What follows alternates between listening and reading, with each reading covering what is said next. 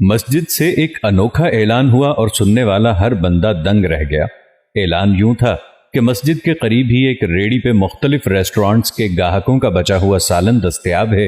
وہ غریب اور نادار لوگ جو سالن پکانے کی استطاعت نہیں رکھتے وہ اپنے برتن لے آئیں اور سالن فی سبیل اللہ لے جائیں۔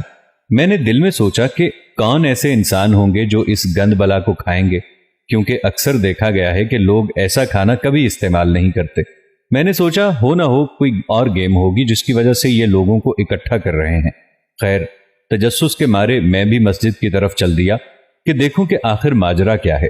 میں جیسے ہی وہاں پہنچا تو مرد و زن کا ایک ہجوم برتن لے کر پہنچا ہوا تھا۔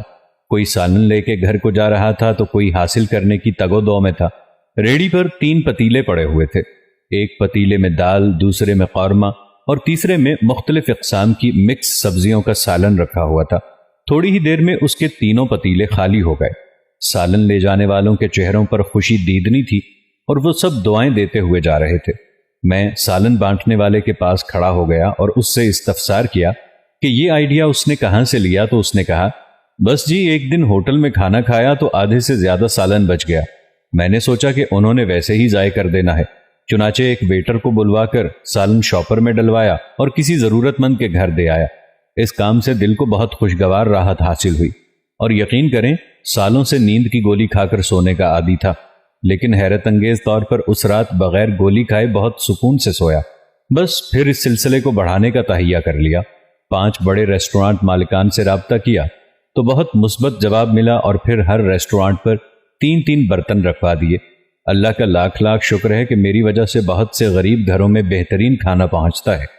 وہ بتاتے ہوئے ایسے خوش ہو رہا تھا جیسے اس کی لاکھوں کی کمیٹی نکل آئی ہو، لیکن میں سوچ رہا تھا کہ واقعی اس کی لاکھوں کی کمیٹی تو نکل چکی تھی، اور وہ کمیٹی تھی بے پناہ اجر و ثواب کی۔